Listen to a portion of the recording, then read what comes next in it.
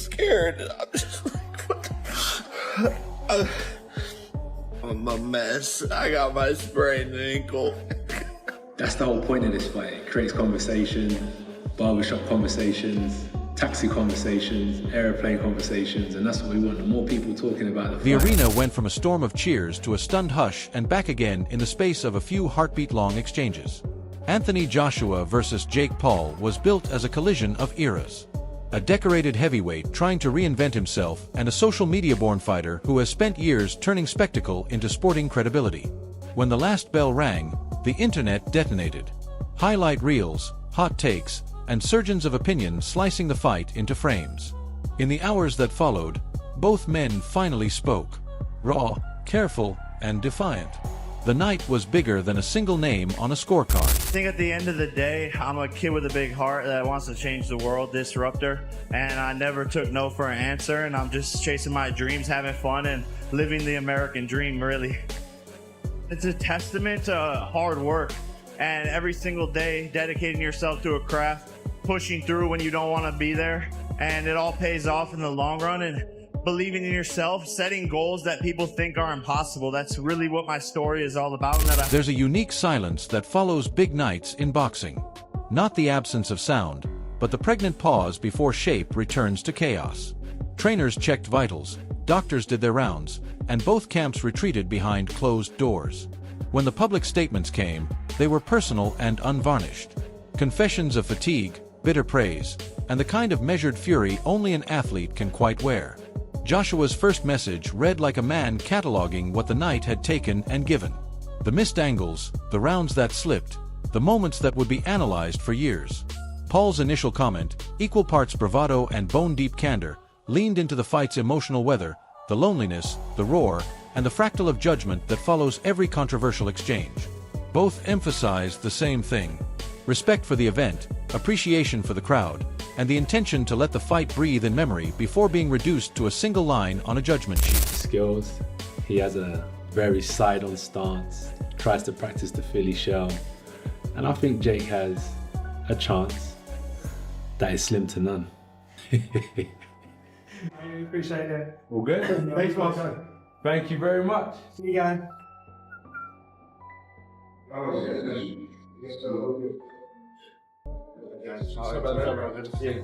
Yeah. Heavyweight of the world! Yeah, can you get my back? No. No. For the first week of sparring, I had to get comfortable in there and let things slow down and feel the power out and get the confidence to slip, catch, move. In the lead up to the clash, predictions were everywhere and wildly split.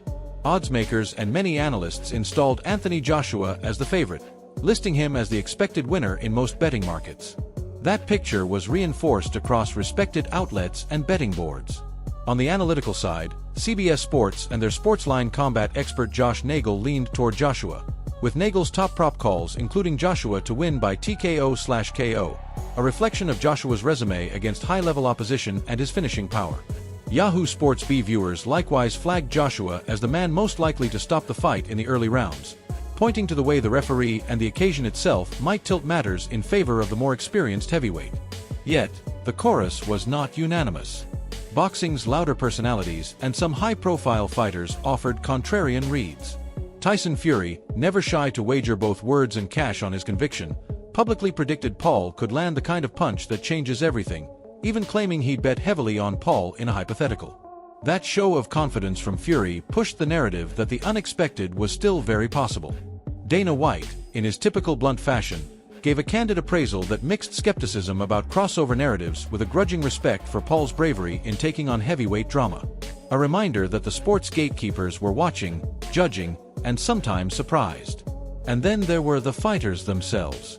Jake Paul, who spent the last few years telling anyone who listened that he's here to rewrite the rules, publicly predicted a victory and insisted Anthony Joshua cannot knock him out, announcing confidence on shows like Pat McAfee's and in the early media run.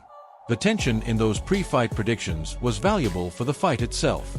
When the underdog has credible believers and the favorite has analytical heavyweights on his side, the night gets a cinematic push that makes every round feel like an epic.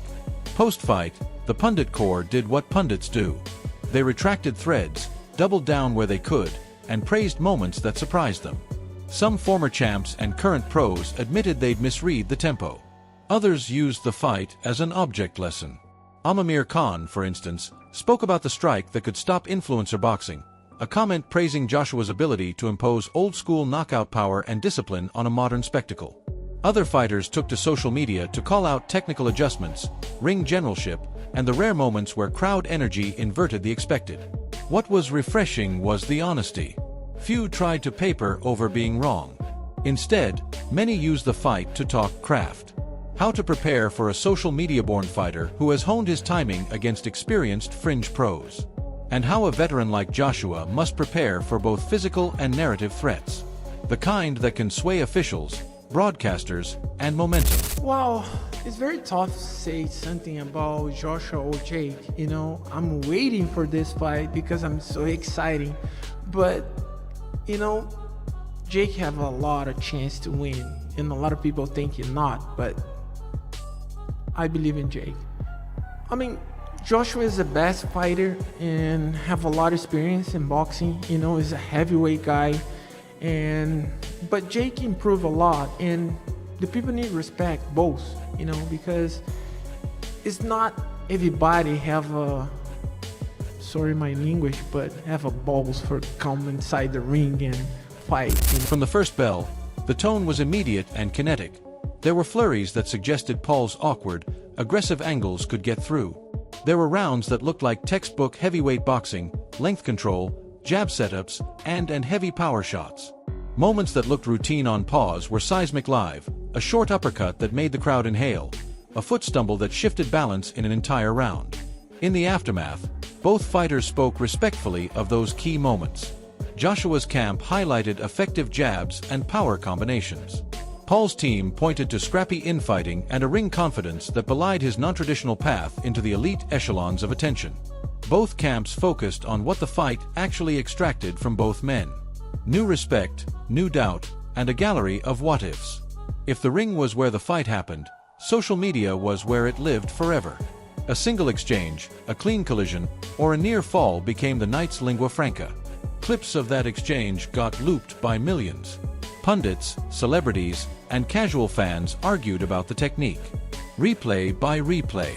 Memes turned a brief grimace into centuries of hot takes. Both fighters leaned into that environment. Short raw clips released from the dressing room or on the way to the medical area made fans feel part of the inside theater. The effect was to humanize and monetize in a single breath. Intimacy cells and confessional post-fight content convinced viewers that they were watching something real rather than a press-managed narrative. Trainers from both camps spoke like surgeons. Joshua's corner pointed at missed range management and the need to maintain a high guard against unconventional angles. Paul's team praised conditioning and heart but acknowledged tactical blind spots against an opponent with Joshua's shot-making. Both sides used the language of learning. Neither used the trainer's platform for grandstanding or excuses. There were clinical breakdowns. Why a particular round tilted, how the pace of the fight imposed stress on a game plan, and what could be corrected going forward. Those comments read like homework lists the fighters will tuck into their next training cycles. You see those big discrepancy in skill. Sometimes the better fighter carries the other fighter, or maybe goes a little easier.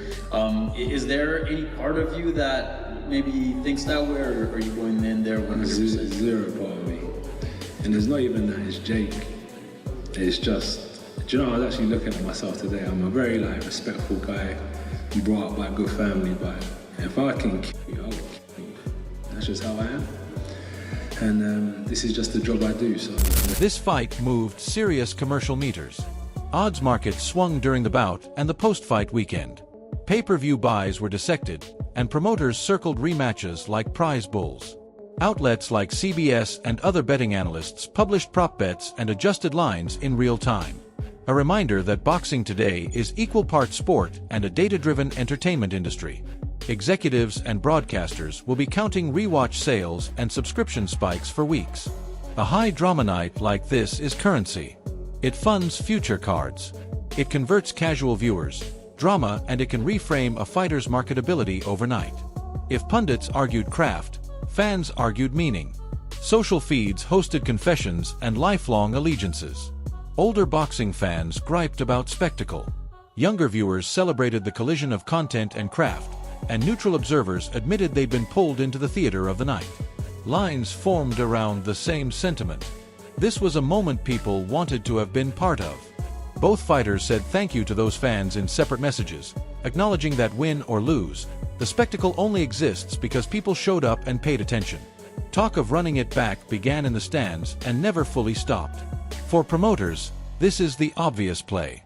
Controversy equals commerce, and a rematch sells itself.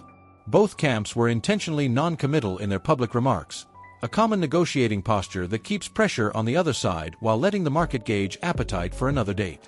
The smart money in boxing streets knows a rematch becomes inevitable if the first night produces more questions than answers.